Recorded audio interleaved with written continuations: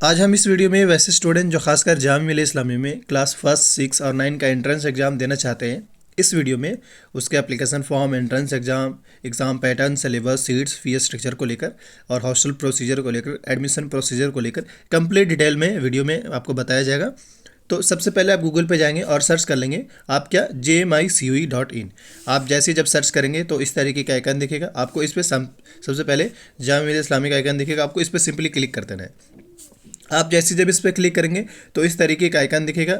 इसके बाद आपको यहाँ पे कुछ बेसिक डिटेल भी दिखेगा, लेकिन इंपॉर्टेंट यहाँ पे है कि आपको एडमिशन वाले सेक्शन में आ जाना है और आने के बाद आपको स्क्रॉल करते हुए हल्का से नीचे आना है। यहाँ पे आपको अभी जो स्कूल का रिजल्ट आया था वो आपका आइकन दिख रहा है। साथ ही यहाँ पे आपको एक गाइड दिखेगा, ये जामिया स्कूल प्रोस्पेक्टस के नाम से। आपको इस पर सिंपली क्लिक करके इसको डाउनलोड कर लेना है।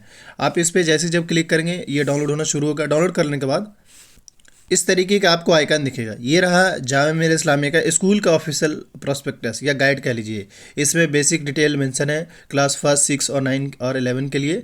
11th में भी बात कर ले तो आर्ट्स, साइंस एंड कॉमर्स उन सारे के लिए। जामिया का सीन ये है कि जो फर्स्ट 6 और 9th और इन सब में जो है मतलब इनका अलग फॉर्म आता है। जैसे स्कूल का फॉर्म अलग आता है और यूनिवर्सिटी लेवल पे फॉर्म अलग आते हैं, दोनों का डेट आगे पीछे होता है। तो ये इस तरीके से। इसके बाद अगर हम इस पर बात करें, यहाँ पे ये है कि अगर आप जिस किसी भी क्लास के लिए अप्लाई करना चाहते हैं तो यही है कि सबसे पहले आपको ऑनलाइन फॉर्म अप्लाई करना पड़ेगा। दूसरा ये कि जब इनके फॉर्म आते हैं तो एंट्रेंस एग्ज़ाम के शेड्यूल के साथ आते हैं, लेकिन अभी इनका आया नहीं है। हाँ, ये याद रखें कि पूरी चांस है, क्योंकि इनके जो स्कूल का जो एग्ज़ाम होता है यूनिवर्सिटी से पहले हो जाता है। तो ये मान के चले कि इनका भी जो एग्ज़ाम जो है वो एप्लीकेशन फॉर्म की अगर बात कर ले तो अब मार्च से अप्रैल के बीच में ही, और वही एंट्रेंस एग्ज़ाम मई से जून के बीच में या थोड़ा पहले भी हो सकता है या उसी के आसपास में होगा। क्योंकि होता ही है कि यूनिवर्सिटी का जो एंट्रेंस होता है उससे पहले स्कूल का एंट्रेंस एग्ज़ाम कंडक्ट करा लिया जाता है। इसके साथ ही यहाँ पे साफ एक मेंशन है, place of draw of lots multiple purpose hall Jamia senior secondary JMI for nursery, pre and class 1। ये जामिया सीनियर सेकेंडरी में यानी ये 3 गो आपको दिख रहा है यहाँ पे। ये फर्स्ट के लिए और प्री के लिए और नर्सरी के लिए, इनमें आपके लॉटरी कह लीजिए उसके थ्रू या ड्रॉ ऑफ लॉट्स के थ्रू एडमिशन का प्रोसीजर होता है। इसके बाद अगर हम इसमें बात कर लें तो आपको जो भी बेसिक इन्फॉर्मेशन चाहिए, लाइक यहाँ पे सारा मेंशन है। जैसे मुसीर फातिमा में क्या क्या चीज़ें हैं, सैयद जामिया सीनियर सेकेंडरी में क्या है, सैयद आबिद में क्या है, जामिया गर्ल्स सीनियर सेकेंडरी में क्या है, और फिर इन्फॉर्मेशन रिगार्डिंग एडमिशन प्रोसीजर को लेकर बता दिया गया है। इसके साथ ही एलिजिबिलिटी क्राइटेरिया क्या है वो भी इन्होंने बता रखा है। एजुकेशन क्वालिफिकेशन क्या चाहिए उसके बारे में भी इन्होंने बता रखा है। एंट्रेंस टेस्ट सेंटर आपके कहाँ होंगे, जैसे आप अगर फॉर्म अप्लाई कर देते हैं तो आपके सेंटर कहाँ होंगे वो उसके बारे में भी, और OMR सीट के बारे में भी बताया गया है कि आपको OMR सीट कैसे फिल करना है। इसके अलावा हॉस्टल में क्या क्या फैसिलिटीज़ है उसके बारे में भी बता दिया गया है। NCC NSS नाम का वर्ड भी वहाँ पे है, मतलब ये कि आप NCC और NSS में भी ज्वाइन कर सकते हैं। आप जिस किसी भी कोर्स में अप्लाई करना चाहते हैं, चाहे वो 6 का हो, 9 का हो या फिर 11 का हो या फिर 1 की हो, उसमें उन सब में रिजर्वेशन है हर स्टूडेंट्स के लिए। अब रिजर्वेशन किस टाइप से वो आपको समझाते हैं, उसके बाद आपके कोर्स पे आ जाएंगे। क्योंकि ये जो रिजर्वेशन बताने वाला वो सारे कोर्सेज के लिए, ऐसा नहीं कि 6 के लिए है, 9 के लिए सेपरेटली, किसी सब के लिए है। तो यहाँ पे जो सीट्स है 30% सीट जो है वो मुस्लिम स्टूडेंट्स के लिए और 10% मुस्लिम गर्ल्स के लिए, 10% मुस्लिम OBC के लिए। समझने के लिए कि जब आप फॉर्म फिल कर रहे होंगे उस टाइम आपको जामिया के अकॉर्डिंग आप जो जैसे जामिया के अकॉर्डिंग अगर हम बात करें तो वैसे स्टूडेंट जो खासकर शेख, सैयद, पठान और मलिक जनरल में जो है मुस्लिम जो जनरल में आते हैं वो जामिया के अकॉर्डिंग मुस्लिम माइनॉरिटी के अंदर में आते हैं।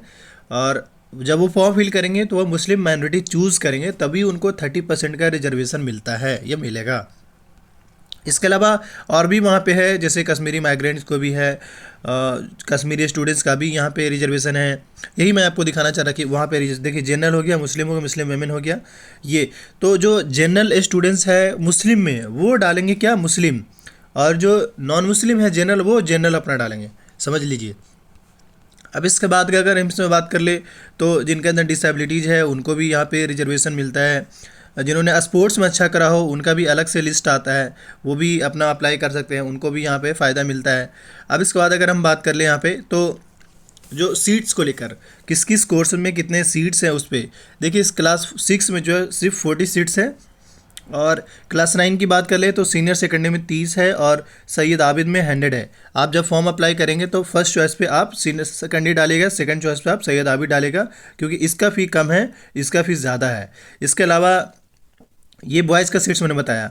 अब ये गर्ल्स का जो सीट्स वहाँ पे है 70 सीट्स है आपके क्लास 9 में जामिया गर्ल्स सीनियर सेकेंडरी में, और 130 सीट जो है वो भी ये सेल्फ फाइनेंस के स्कीम के अंदर में आता है, लेकिन इसमें फ़ी ज़्यादा लगता है। तो ये 9 का मैंने बताया। इस तरीके से 11th में अगर हम बात कर लें यहाँ पे तो 11th में 40 सीट्स है सीनियर सेकेंडरी में, और 70 सैयद आबिद में, 20 जामिया गर्ल्स सीनियर सेकेंडरी में, और 30 जो है वो जामिया गर्ल्स सीनियर सेकेंडरी है, बट वो सेल्फ फाइनेंस के अंदर में आता है। आर्ट्स में देख सकते हैं 110 सीट है बॉयज़ का, और 80 सीट जो है वो गर्ल्स का है टोटल। कॉमर्स की बात करें तो 90 सीट्स हैं आपके बॉयज़ के लिए, और 50 सीट जो है वो आपके गर्ल्स के लिए है। कट ऑफ की बात कर ले तो साइंस का कट ऑफ ज़्यादा रहता है कंपेरिजन अराउंड, जो बात करें तो इसमें एटलीस्ट 80 प्लस के आसपास जाता है।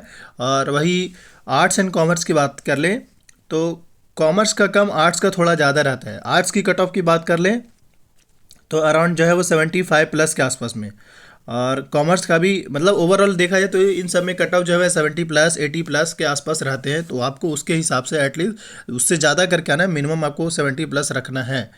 अगर आप वो कट ऑफ लिस्ट चेक करना चाहते हैं तो हमने ऑलरेडी आपको इस एक वीडियोस के फॉर्मेट में दिखाया है, नहीं तो फिर वेबसाइट पर भी मैंने आपको दिखाया था कि इसका रिजल्ट कैसे चेक करेंगे।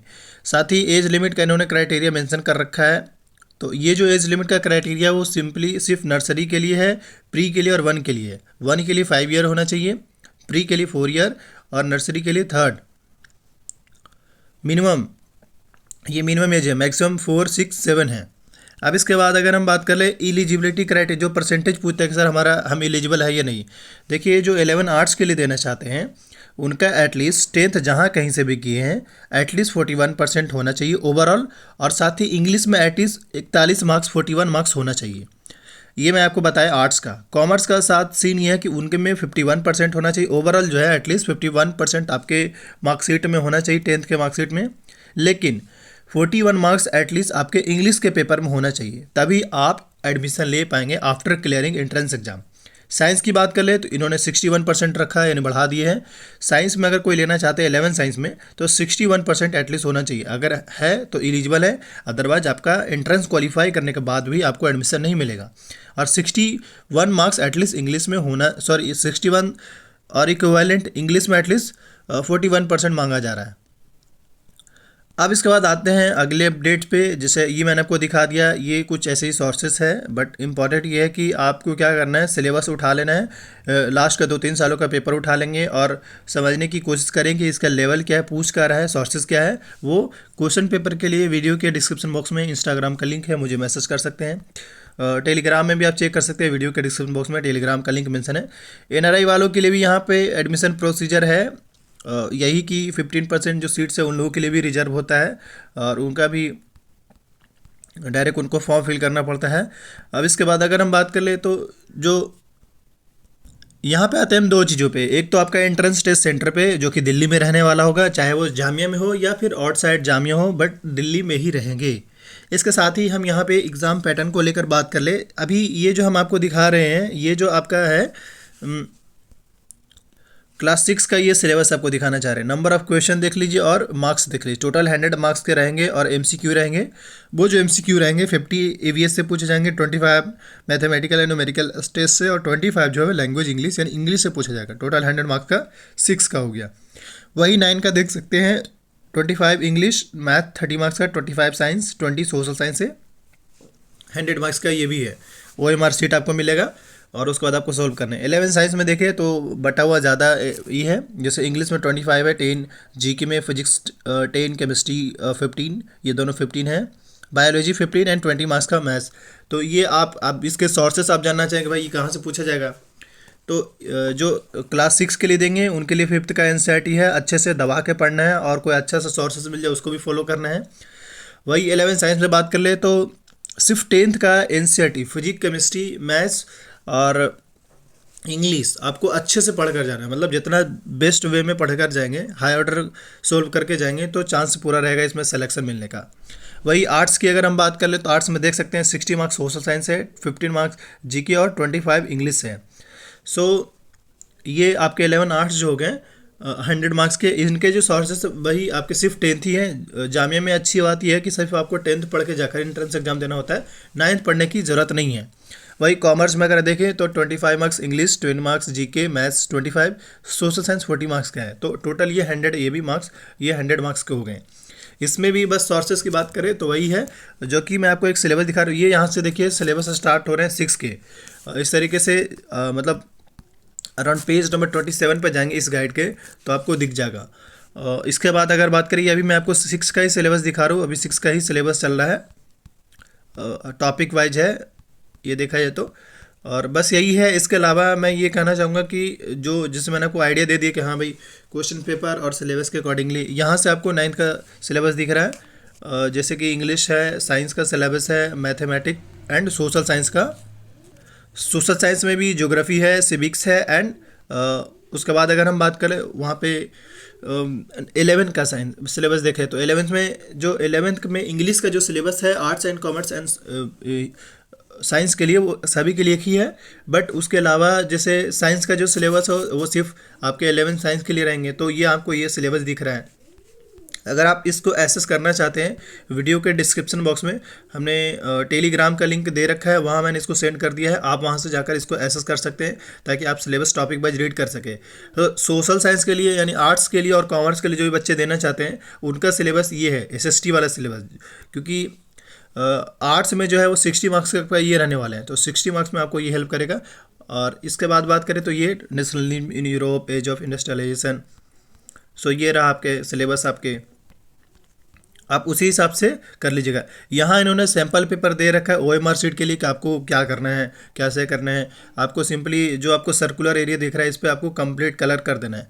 अगर आप कंप्लीट कलर करेंगे तभी आपका OMR शीट वैलिड माना जाएगा और आपके रिजल्ट आएंगे, अदरवाइज आपके साथ दिक्कत हो सकता है। Thank you for watching this video. आने वाले जो भी अपडेट्स आते हैं उसको लेकर अपडेटेड रहना चाहते हैं तो आप इस यूट्यूब चैनल को जरूर सब्सक्राइब कर लीजिए। साथ ही किसी खास टॉपिक पर वीडियो चाहिए कमेंट कर दीजिएगा।